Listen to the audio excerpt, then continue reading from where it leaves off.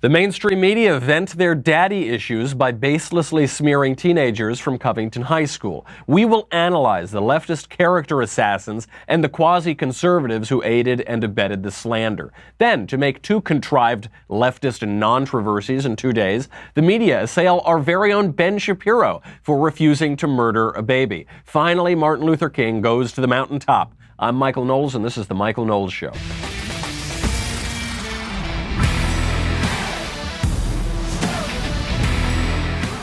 This Covington High School story, what the media and the left and a lot of conservatives and the Catholic Church and what just about everybody has done to these kids who were wearing MAGA hats and minding their own business in Washington, D.C., is the most disturbing story that I have seen in a very long time. We will go through it point by point, but first, let's make a little bit of money, honey, with Joybird. Have you heard about the revolution in online furniture shopping and Joybird, the company behind it all? Joybird is wonderful. Joybird believes that you should never settle when it comes to your home furnishings and that you should always have the freedom to be boldly original. I love Joybird. I have this beautiful chair from Joybird in a very cool green color. I can't quite describe it. I don't know. It reminds me of home. It reminds me of the East Coast. I just had my in-laws in over the weekend, and so, you want to have the apartment looking nice and everything, and they both complimented this chair. It is super nice, and I have Joybird to thank for it. You can turn your ideas into reality with hundreds of styles and options, from mid-century modern to contemporary classics. They are customizable in an amazing array of fabric choices, from rich buttery leather and plush velvets to every color imaginable. Wide range of kid and pet-friendly upholstery options available. When I got my furniture, when I got this nice chair, I of course instantly spilled something on it, and I was very lucky that the fabric was fairly resistant to the liquid. I was able to get it out very quickly. Just fabulous furniture. See how Joybird is revolutionizing online furniture shopping. If you don't love your Joybird, return it for a full refund, but you won't want to. Free returns within 2 weeks of delivery. Create the furniture that brings you joy today at joybird.com/MKS. That is joybird.com/MKS, and receive an exclusive offer for 25% off your first order by using the code MKS. Let's get right into this. Controversies abounding, and the child abuse that occurred at the hands of the media, at the hands of the Catholic Church, at the hands of many conservative pundits, at the hands of politicians, at the hands of this Native American charlatan, Nathan Phillips, at the hands of the Black Israelites, which we'll get to in a second. They're this wacky black supremacist group that coincidentally I've actually spent a fair bit of time speaking to in person during my times in New York and D.C. The child abuse that went around at the hands of these people is absolutely repulsive. It was the biggest Twitter pile-on mob that I had seen since Friday when they tried to do it to Ben. Here is the viral clip that everybody was reacting to, just to give you some context.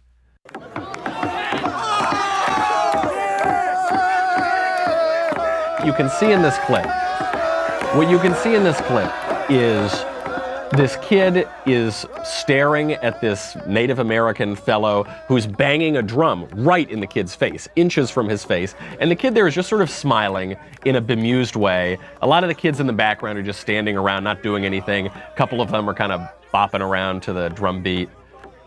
And that's about it.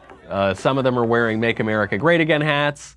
And that's it. And the kid has just got a sort of bemused look on his face. Now, I've been to a ton of political rallies. I have been there as a political campaign aide. I've been there as covering the rallies. I've been there getting comment. I've been there as a speaker where there have been protests or whatever. When people come up to you, when crazy people come up to you with drums yelling in your face, anything you do can be portrayed as wrong. If you get in his face, that's portrayed as wrong. If you push him away from you, that's portrayed as wrong. If you're frowning, that looks a little strange. So one of the only ways to react is to sort of have a bemused look on your face. That shows that you have a bit of sense of humor about politics. That clip goes around. All of a sudden, people lose their minds over this. Reza Aslan, he's a cannibal from CNN. I don't mean this in a hyperbolic way. He is a cannibal. He ate human brains one time and then talked about it on television. He is a CNN contributor. He said that he had never seen a more punchable face than this kid. How old is the kid? 16 or something? I don't even know how old he is. He says that's the most punchable face I've ever seen, because Reza Aslan has never looked in a mirror, so he doesn't, I guess that kid was number one for him. Immediately on Twitter, Uber Facts puts up a tweet. They say, a group of students from Covington Catholic High School were mocking Nathan Phillips, that's the Indian guy, a Vietnam veteran, as he was singing the AIM song during the Indigenous Peoples March. Doesn't matter what side of the aisle you're on, this is unacceptable. And then that's when everyone starts piling in. It's unacceptable. So the first question, when you see that real clip, the viral clip, is, how did this start? Okay, so all we see is this Indian guy and this MAGA kid face to face, and the Indian guy banging a drum right in the kid's face. You say, how did this start? Was the Indian guy there minding his own business, banging his drum, doing whatever, and then all the kids swarmed around him and this MAGA kid gets right in his face? Is that what happened? Or were the kids minding their own business and then the Indian guy comes up and gets in their face? It's unclear, so you want to know what exactly happened. I'll show you the fuller video in a second. But to show you how this goes all around the world, how a lie gets around the world before the truth can put its pants on, here is just one story from just CNN. Everyone else covered this too. Just CNN, the anatomy of a fake news story. Here's how they open it. We are hearing from a Native American elder and Vietnam War veteran speaking to CNN after a disturbing viral video shows a group of teens harassing and mocking him in the nation's capital. And this was on Friday on the steps of the Lincoln Memorial when he saw a clash erupting between a group of teenage students. Okay, so just the viral clip. I'm not even saying, unfortunately for these fake news people, for this charlatan Indian elder, whatever, Nathan Phillips, and for the black Israelite, black supremacists, so unfortunately, and for the fake news, unfortunately for them, other people took video. See, they didn't think that the whole video would ever come out, so they could have pushed their narrative. But even from just that clip that was going around, do you see the kids taunting the Native American man? How is he taunting? Actually, the thing that the kid is being criticized for is for not doing anything. He doesn't say anything, he doesn't move, he doesn't do anything. He's standing there doing nothing with a bemused look on his face while some lunatic named Nathan Phillips starts banging a drum in his face. Let me tell you something. I'm a very peaceable guy. I'm a very nice guy. If somebody starts banging a drum in my face, he will not be banging it for very long. I would not have the restraint to stand there while some guy is banging some stupid instrument in my face, uninvited. This kid showed remarkable restraint, remarkable respect for his elders. Would that we all had that sort of reverence and that sort of wherewithal not to do it. How is it portrayed on CNN? I don't know that woman's name on CNN. If I would love to say her name on the air to shame her for what was a truly shameful segment. She says they were taunting him. Show me the taunting. Where's the taunting? Can anybody get me a photo of the taunting, a clip of the taunting? I don't think so. Also, where is this? Where is this taking place? What are the circumstances? She doesn't say it. She's saying that they're mocking him, they're assaulting him. Where does it begin? We'll see that in just 1 second. Then she goes on. This was on Friday on the steps of the Lincoln Memorial when he saw a clash erupting between a group of teenage students and 4 African-American young men preaching about the Bible and oppression. 4 African-American young men preaching about the Bible and oppression. So now we've got 3 groups. We've got the teenagers who are there wearing MAGA hats, waiting for their bus. They're by the Lincoln Memorial, waiting for their bus to come. You've got this Indian guy who's banging a drum in the kid's face. You then have this third group just introduced, which are called the Black Israelites, or the Hebrew Israelites. They have a few different terms they use. These are guys who I ran into in New York years ago, and I actually got into a long conversation with them. They think that whites are the devil, they hate the Jews, they hate everyone but black people, and they think that the blacks are the real Jews. So the Jews are not the Jews, they're the fake Jews, and the blacks are the Jews, they're the real descendants of the tribes of Israel. There are not very many of these guys. I actually get kind of a kick out of them because they're spewing this vile racist hatred, but then you talk to them and they're like kind of funny in this quaint, they're like a throwback to this era that is gone, this era of kind of crazy, in awful race relations that thankfully has been neutered. And thankfully we don't really have that anymore. So I think there are about 20,000 of these guys in the whole country. So when you see them, you just sort of think, Thank goodness we don't have that anymore. Thank goodness they're not more widespread. And so I have actually talked to these guys at length. And I said, what, you don't like me because I'm a white guy? They say, well, the white people are the devils. White people are awful. I said, why? You seem to like me. I don't know. I'm a nice enough guy. They said, well, where are you from? I said, I don't know. I'm half English and half Sicilian. He goes, oh, Sicilian, that's fine. That means you're descended from the Moors. That's okay. You're African. Don't worry. You're okay. You're my fratello. I said, okay, that's fine. So these guys are just lunatics who stand in the street and spout this awful racial rhetoric. They're there mocking these kids. They're calling them a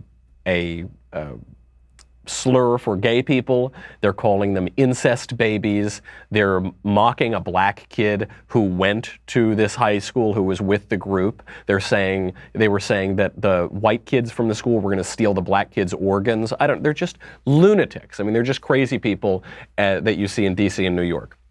So the one thing they don't do is preach about the Bible. Here's just an example of what they say. With that racist garbage on. Look at these dirty crackers. Can't stand in the damn sun for 5 minutes. Why you don't build the damn wall? Can't stand in the damn sun. Let me ask y'all something. Y'all want to build a wall for Mexico's? When's the last time you ever seen a Mexican, a Hispanic, a Native American, or a Negro shoot up a school? Yeah, crickets. Crickets.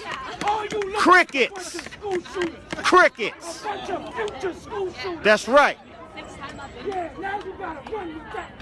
Look at that scattered off of that one. They scattered off of that one. Yeah, they look like they're about to shoot. Look at that Israel. They gone off of that. Look at that mob of these dirty animals. They gone. That's how you dismiss that. That's right. The truth gonna be told, whether y'all want to hear it or not. Thus saith the Lord. How does CNN report that? 4 young African-American men preaching about the Bible. That's how CNN reports on the black Israelites. So now you have to ask, are the people at CNN the stupidest people on the face of the earth, totally ignorant of anything, or are they liars? Spoiler alert, they're liars. That's what they are. They're liars. This segment was slander. It was defamation. These kids should sue them for everything they're worth. It was horrific. It goes on, though. Don't worry, we have a lot more. But first, let me just check in on my time. It's time to thank Movement, our wonderful sponsor. Movement watches, founded on the belief that style shouldn't break the bank. They've sold almost 2 million watches worldwide by bringing quality designs at fair prices. I gave one of these to my dad for Christmas. He loves it. I love mine. I get compliments on it all the time. I wear the Atlas Revolver. They have a ton of great stuff, though, and they always have new designs coming out, and I always want the new design, but I haven't gotten it yet. The one I really like is the Arc. They have a new automatic watch, so it's not a battery-powered watch. It's automatic movement, really stylish. I love it. I just love the products. They look really good. This was a crowd-funded startup. It was started by college dropouts, and now it's one of the biggest watch companies in the world. They start at just $95. If you were in a department store, you could pay $400 or $500, maybe more for the automatic watches, mechanical watches. They have clean design. It's really minimalist, really high-quality products. And you can get 15% off today with free shipping and free returns by going to mvmt.com/covfefe, C-O-V-F-E-F-E. Movement is launching new styles on their site all the time. Check it out at mvmt.com/covfefe, C-O-V-F-E-F-E, and join the movement. So CNN now, you've already seen how dishonest this is. They refer to these guys who are calling the white kids animals, calling them slurs for homosexuals, calling them all these awful things, incest babies. They refer to them as African-American men preaching about the Bible. As though Osama bin Laden, he was just a Middle Eastern man preaching about the Quran. You know, Adolf Hitler was just a German fellow preaching about government reform, wasn't he? We're talking about rather different things. So it actually gets even more dishonest, if you can believe it. It goes on.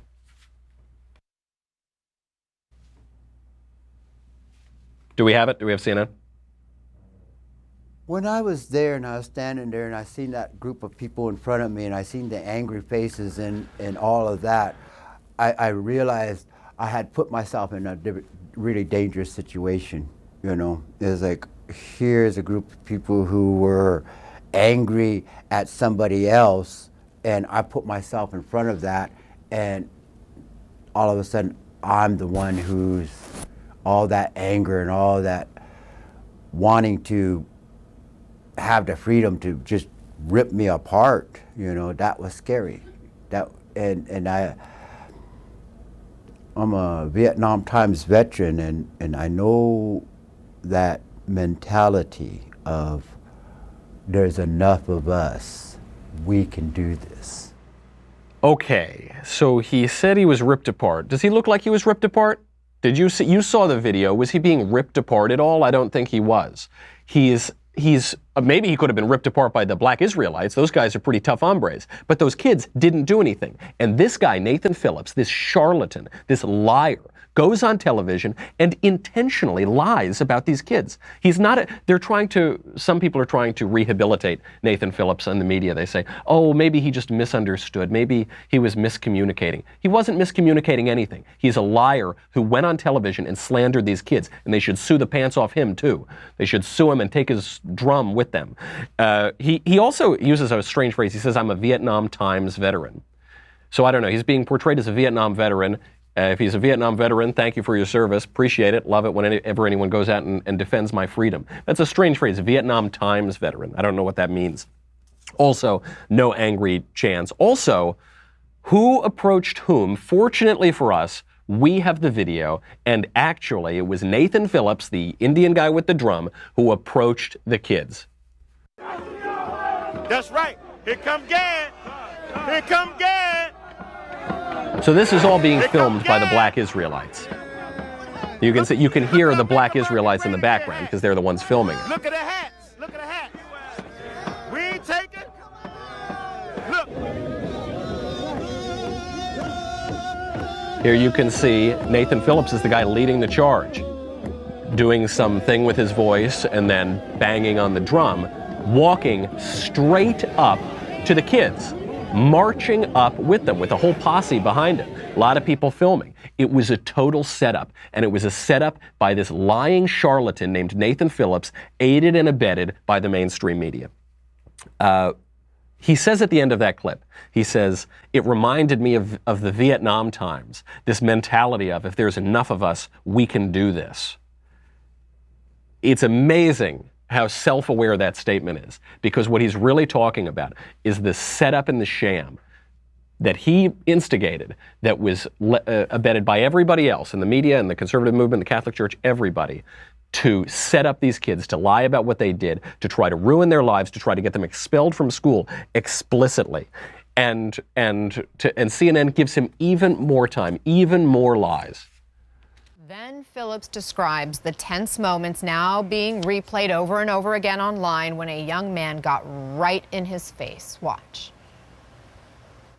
When I started going forward and that massive groups of people started separating and separating and moving aside to allow me to move out of the way or to proceed, this young fella put himself in front of me and wouldn't move.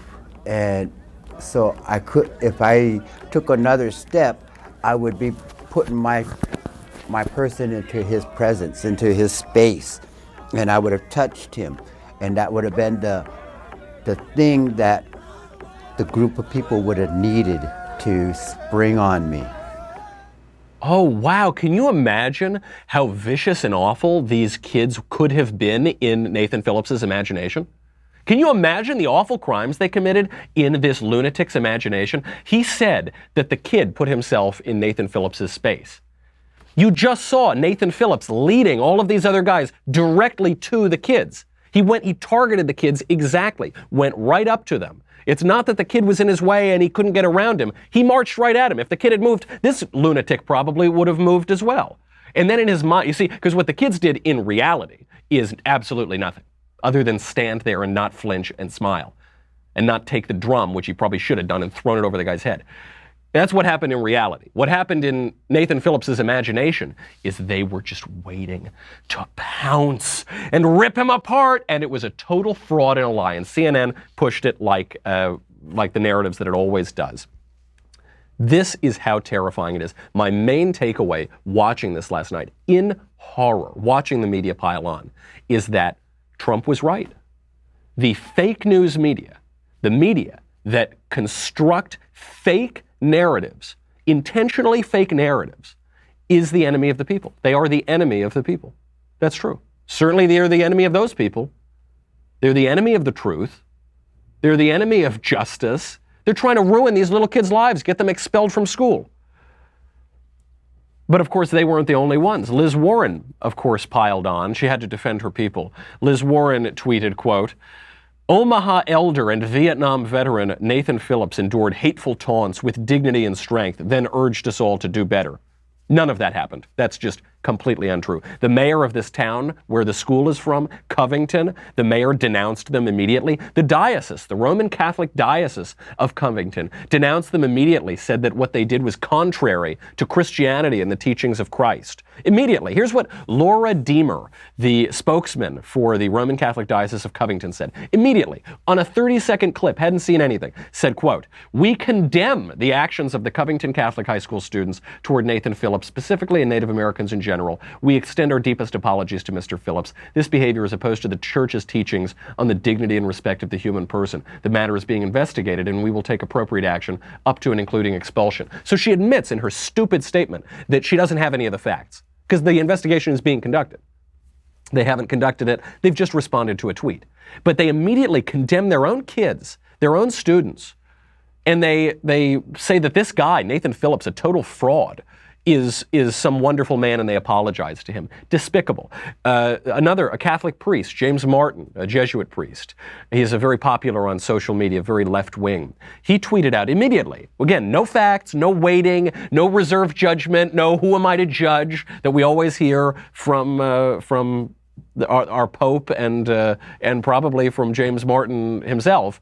He says, quote, I am as disgusted by the contemptuous laughter of the mass of students as I am moved by the quiet dignity of the solitary man who continues to chant. Those students could learn much from this elder if they had chosen to, or if they choose to. Give me a break. Even conservatives piled on. National Review sent out an article immediately. It said, the Covington students might as well have spit on the cross. That was by Nicholas Frankovich. Fortunately, National Review took that piece down finally. They took that piece down when the new video totally exonerated the kids. Rod Dreher, Robbie George, a lot of conservatives came out. Now, fortunately, those conservatives apologized. The difference is, the mayor of Covington hasn't apologized. The diocese of Covington hasn't apologized. James Martin hasn't apologized. There was an archbishop, what is his name? Gosh, his name escapes me. He sent out, I think he's Archbishop around Louisville. He sent out a tweet condemning the kids and all of that. None of them have apologized. And actually, what Father James Martin did was he just tweeted out. He went on this rant, this sort of rambling rant about how there were different perspectives and, how can we really know, and different narratives. And then he says, quote, this teachable moment can offer us, if we are both open and humble, important lessons about racism and marginalization, about dialogue and encounter, and about truth and reconciliation during this coming week, which is, believe it or not, Catholic Schools Week. He said he would be happy to apologize if there's some reason to do it, if it turns out they're good and moral Christians. He says if we're open and humble enough for the teachable moment. The teachable moment is for you, Father Martin. You rushed to judgment. You, in your haste to tweet, condemned a group of Catholic school students who did absolutely nothing wrong, and in fact who were the only people who behaved appropriately out of all of them, out of the charlatan Indian elder Nathan Phillips, out of the black Israelites spewing hatred at those students. The only group of people to behave well were those students. And you, Father Martin, owe them an apology.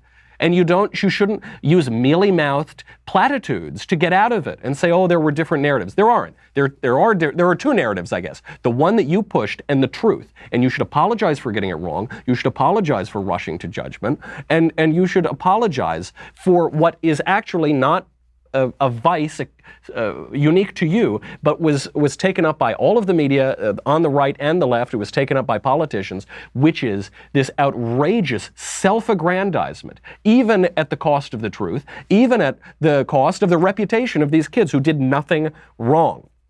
The actual teachable moment comes from BuzzFeed. Ann Peterson at BuzzFeed, senior culture writer over there, tweeted out, "I have watched all the videos. You can understand that the situation was more complex than the first video and still recognize why the sight of that face caused a visceral reaction in so many." The sight of that face. She's talking about the kid. And she is admitting the obvious. It's pretty disgusting, but she's admitting the obvious. The left holds a categorical hatred for white men. The sight of that face. What's that face? It's the face of a young white man.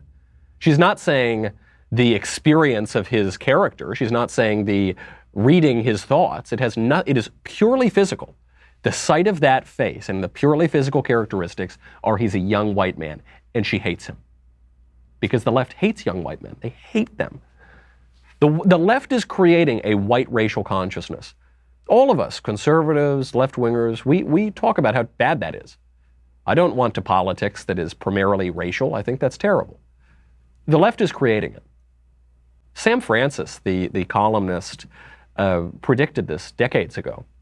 He said if the left continues to embrace leftist identity politics, they're going to create a white racial consciousness. Sam Francis actually encouraged it to happen. He thought the culture was already too far gone to avoid it. The left has created that. There were tweets going around of a juxtaposition between this kid and Judge Kavanaugh. And they said, see, it's just awful. It's because they hate white guys. It's a really bizarre thing. The worst thing you can be in our intersectional culture is a white guy, according to this ideology. That's the worst thing because they're the oppressors. They're the worst. They're patriarchs. They're the worst people on the face of the earth. That's the worst thing you could possibly be in this culture. I guess a straight white guy would be. I guess a straight white guy who thinks that he's a male. That's the worst thing, according to them. We have the most important teachable moment in a second, but first, let's make a little money, honey, with Purple Mattress. Purple Mattress. You know I love them. I'm a proselytizer for Purple Mattress. Purple is the greatest bed I've ever slept on. Purple is not quite a memory foam. It's not quite an inner spring mattress. It is this new technology. It was developed by a rocket scientist. It is both hard and firm and soft at the same time. That doesn't sound like it makes sense. It does. It is the best night's sleep I've ever had. I've never really slept well. I do sleep well now. I just love it. I can't say enough about this great mattress.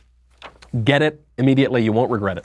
100-night risk-free trial. If you're not fully satisfied, you can return your mattress for a full refund backed by 10-year warranty, free shipping and returns. You won't want to return it. You're going to love Purple. Right now, my listeners will get a free Purple pillow with the purchase of a mattress. That's in addition to the great free gifts they're offering site-wide. Just text COVFEFE, C-O-V-F-E-F-E, to 474747. The only way to get this free pillow is to text COVFEFE, C-O-V-F-E-F-E, to 474747. What is it? C-O-V-F-E-F-E, 474747. Message and data rates apply. The teachable moment here for conservatives and for the clergy is to stop being so self-aggrandizing. The defining sin, I guess the queen of all sins, is pride, and it's particularly pronounced in our time. Pride, vanity, ego. We have pride parades, not just for gay people, for everybody. We have shout your abortion pride. We have self-love. We have constant self-referential tropes in our culture. Pride, vanity, ego, self-aggrandizement. And that's why all these guys, from the clergy to the Diocese of Covington to the conservatives to National Review, which thankfully took down that awful piece, it's all about pride. It's all about self-aggrandizement. It's about, regardless of the truth, regardless of the facts, regardless of the potential victims here, it's about showing, see, I'm good, I'm really good, I'm better than these people, I'm so good, aren't I good, look at me, look at me, look at me. That's what it's about, and we should take a break from that. Pride is a very bad thing. It goeth before destruction, and haughty spirit before a fall. Another teachable moment for everybody here. The fake news media are horrendous. They are horrific. They'll do it to everybody. They will do this to anybody. I'll show you how they do it to Ben in a second. But before we cut to the break, I do want to read. This is the statement from the kid. His name is... what is his name? Sandman, I believe. Nathan Sandman. Nick Sandman. Nathan is the Indian guy. Nick Sandman, I believe is his name. This is what he wrote. He sent it, CNN had to run it. I'll read it in full because the media won't give this guy airtime. I am providing this factual account of what happened on Friday afternoon at the Lincoln Memorial to correct misinformation and outright lies being spread about my family and me. I am the student in the video who was confronted by the Native American professor. I arrived at the Lincoln Memorial at 4:30 p.m. I was told to be there by 5:30 p.m. when our buses were due to leave Washington for the trip back to Kentucky. We had been attending the March for Life rally and then had split up into small groups to do sightseeing. When we arrived, we noticed 4 African American protesters who were also on the steps of the Lincoln Memorial. I'm not sure what they were protesting, and I did not interact with them. I did hear them direct derogatory insults at our school group. The protesters said hateful things. They called us racists, bigots, white crackers, a British term for cigarettes, which is a slur for homosexuals, and incest kids. They also taunted an African American student from my school by telling him that we would harvest his organs. I have no idea what that insult means, but it was startling to hear. Because we were being loudly attacked and taunted in public, a student in our group asked one of our teacher chaperones for permission to begin our school spirit chants to counter the hateful things that were being shouted at our group. The chants are commonly used at sporting events. They are all positive in nature and sound like what you would hear at any high school. Our chaperone gave us permission to use our school chants. We would not have done that without obtaining permission from the adults in charge of our group. At no time did I hear any student chant anything other than the school spirit chants. I did not witness or hear any students chant "Build That Wall" or anything hateful or racist at any time.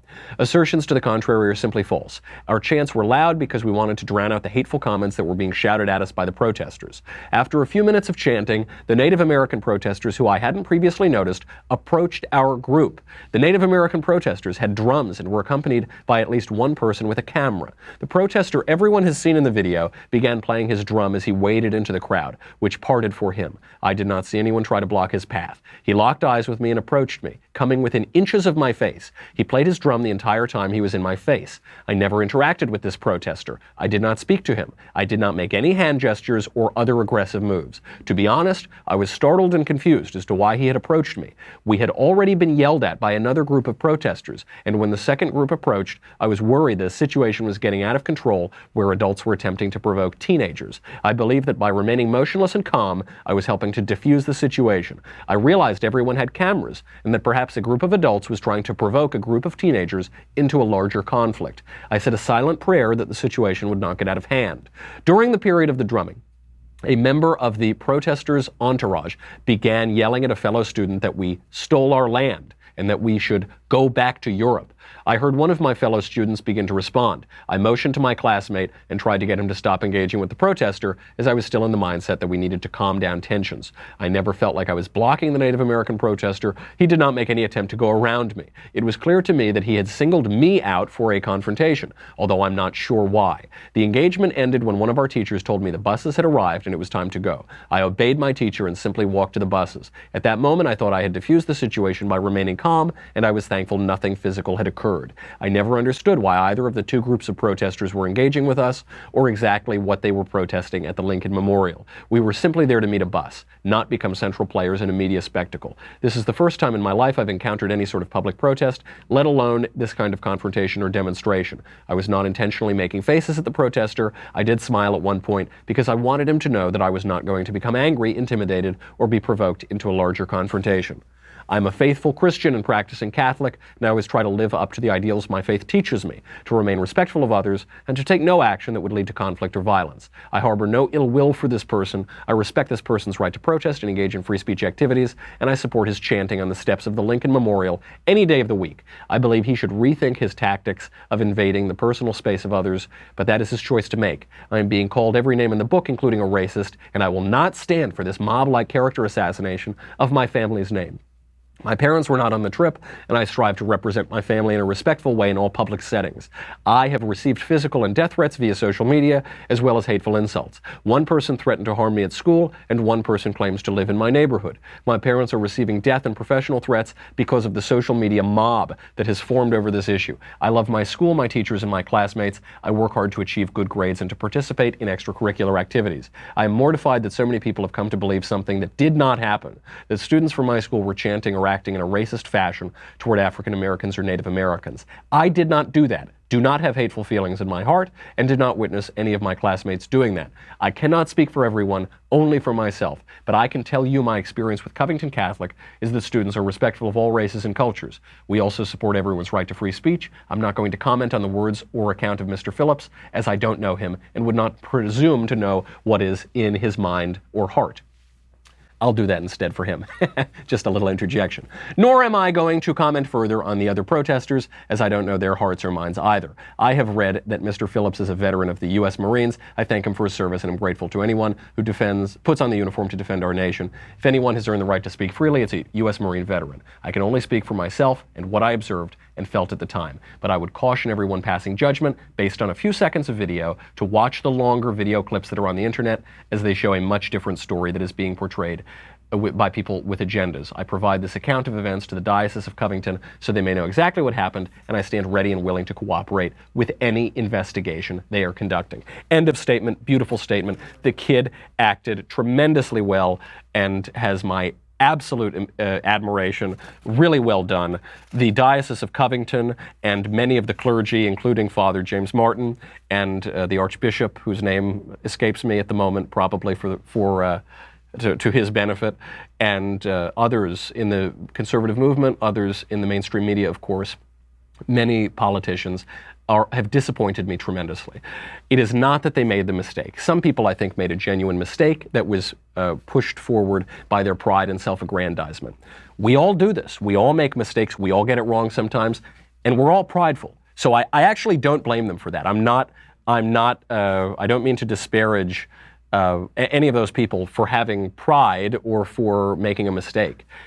But where they go wrong is that they haven't apologized. The Diocese of Covington, most of the conservative movement actually has apologized and taken down their posts. Scott Adams came out, he said, "I'm sorry, I got it totally wrong." National Review pulled down the piece. So they mostly did apologize.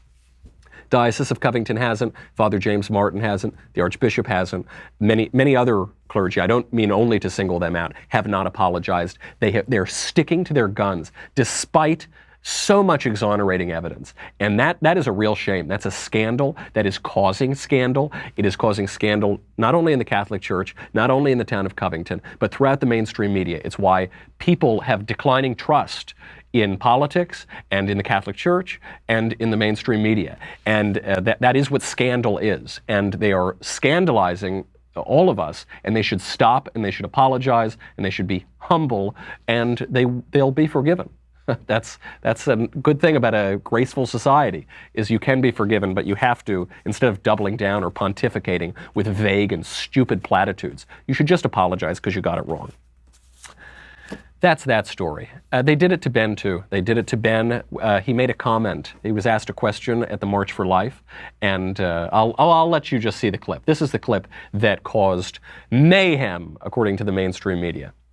Finally, argument number 10. This one has become popular in recent years after the book Freakonomics came out. That argument is that abortion lowers the crime rate, right? That what has lowered the crime rate traditionally has been killing all the would-be criminals. First of all, okay, I don't know who's comfortable with the pre-crime version of humanity, where we get to decide before you're born whether you're likely to be a criminal and then abort you based on future criminal activity in which you have not participated.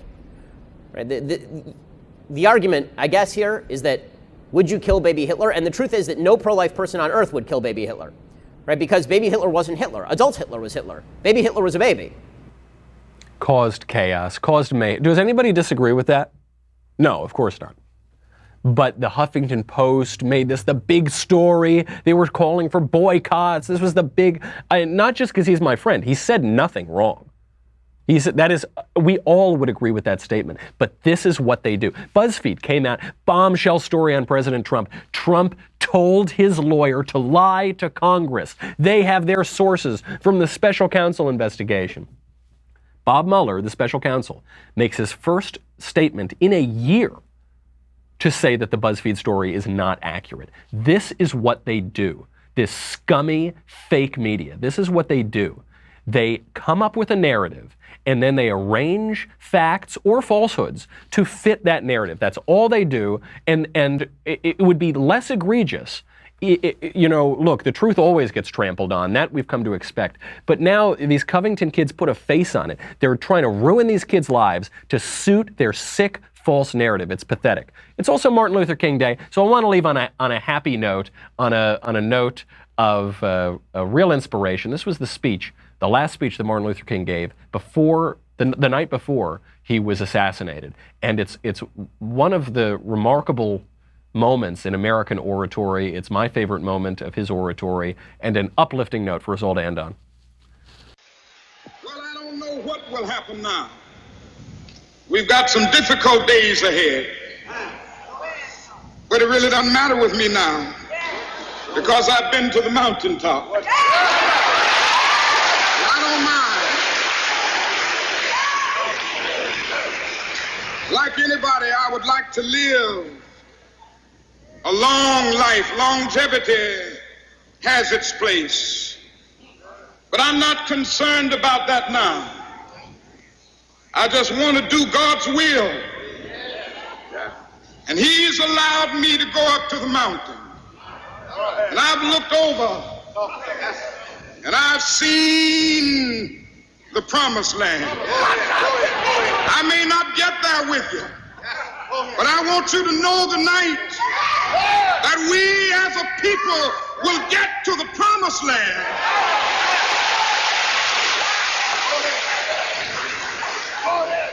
So I'm happy tonight. I'm not worried about anything. I'm not fearing any man. Mine eyes have seen the glory of the coming of the Lord.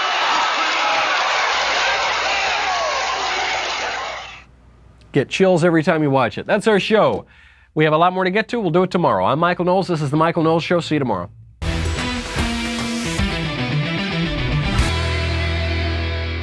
The Michael Knowles Show is produced by Robert Sterling. Executive producer, Jeremy Boring. Senior producer, Jonathan Hay. Our supervising producer is Mathis Glover. And our technical producer is Austin Stevens. Edited by Danny D'Amico. Audio is mixed by Dylan Case. Production assistant, Nick Sheehan. Hair and makeup is by Jesua Olvera. The Michael Knowles Show is a Daily Wire production. Copyright Daily Wire